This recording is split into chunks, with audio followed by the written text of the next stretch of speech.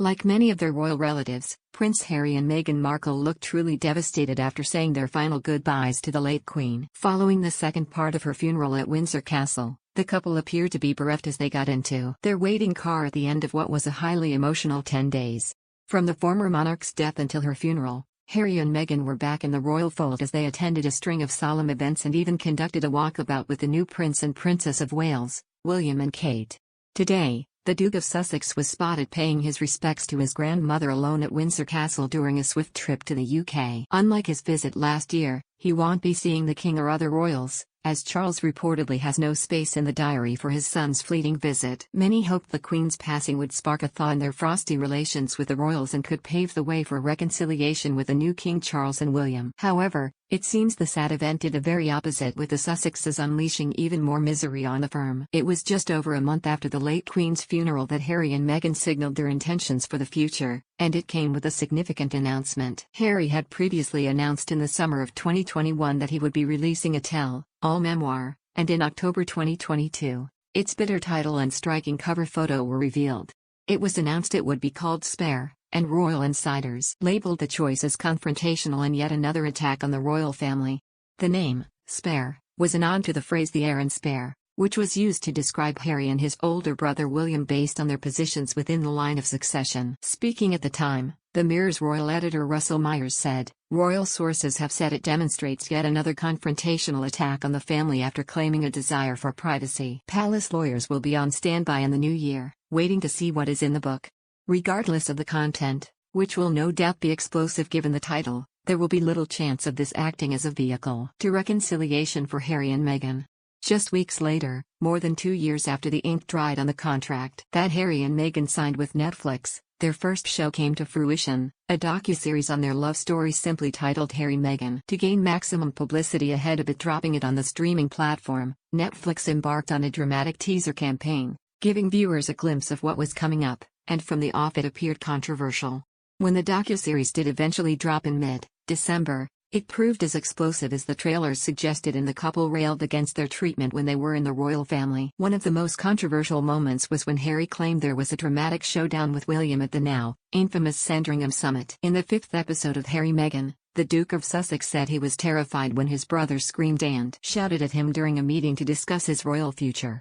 He also accused his father, King Charles, of saying things that simply weren't true while the late Queen sat there and took it all in at the emergency meeting. In another dramatic moment, the couple are shown receiving a text message, purportedly from William.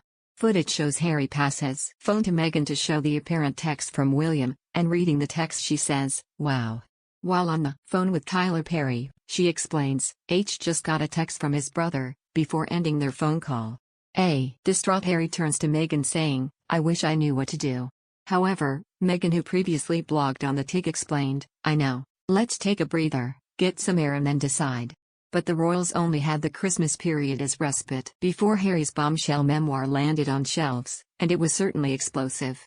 The biggest talking point in the book was Harry's claim that he and brother William became embroiled in a heated confrontation at Kensington Palace, which saw the now Prince of Wales push him to the ground. Harry also told of a tense row between himself and William after Prince Philip's funeral and dished on several disagreements between his wife Meghan and sister-in-law Kate, which included a falling out over a bridesmaid dress for Princess Charlotte. He also told how William pointed his finger at Meghan during a confrontation over remarks made about Kate having baby brain while pregnant with Prince Louis. When it came to his father King Charles, Harry claimed he didn't hug him after he told him the devastating news that Princess Diana had been killed in a car crash, while he branded Queen Camilla dangerous and said he begged his father not to marry her.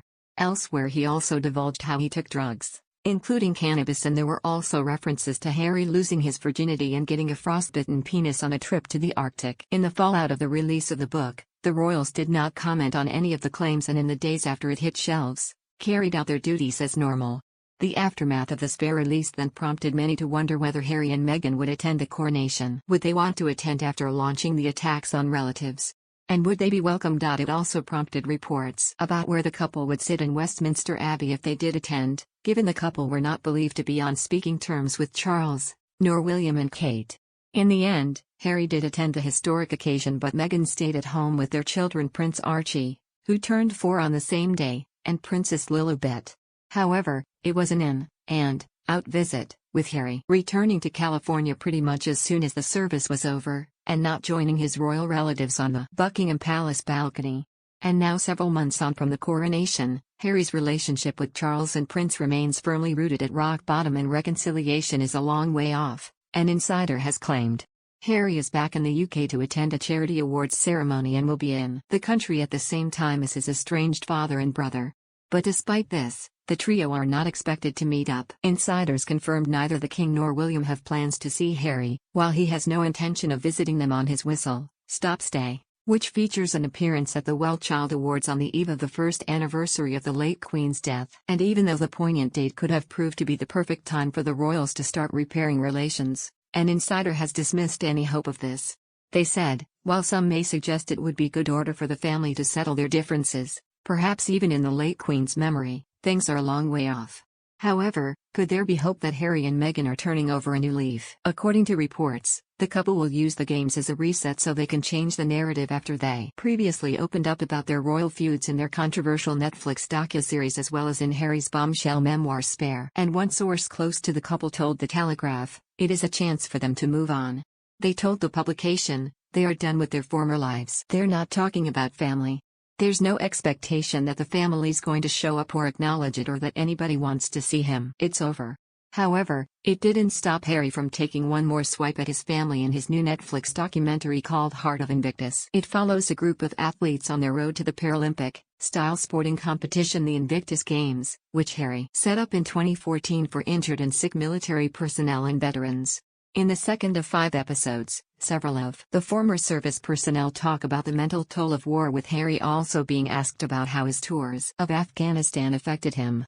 And he says he didn't have that support structure, that network, or that expert advice to identify actually what was going on with me, after admitting he was angry when he returned from a tour of duty. He also claims that returning from Afghanistan triggered unresolved trauma caused by the tragic death of his mother Diana in 1997. When Harry was just 12, and that he only considered therapy once he was left lying on the floor in the fetal position.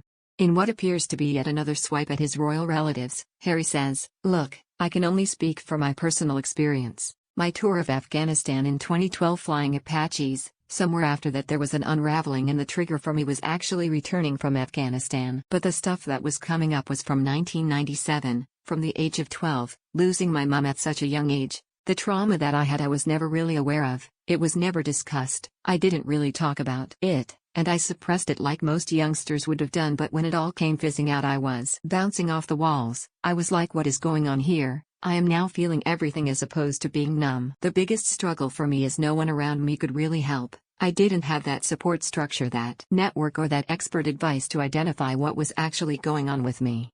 Unfortunately, like most of us, the first time you really consider therapy is when you are lying on the floor in the fetal position, probably wishing you had dealt with some of this stuff previously, and that's what I really want to change."